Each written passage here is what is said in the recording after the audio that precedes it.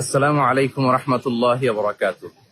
Palestine solidarity movement বাংলাদেশের আয়োজনে ফিলিস্তিনের গাজায় সংগঠিত শতাব্দীর বর্বরচিত গণহত্যার প্রতিবাদে মার্চ ফর গাজা শিরোনামে এক বিশাল বিক্ষোভ সমাবেশ ও গণজমায়েতের আয়োজন করা হয়েছে।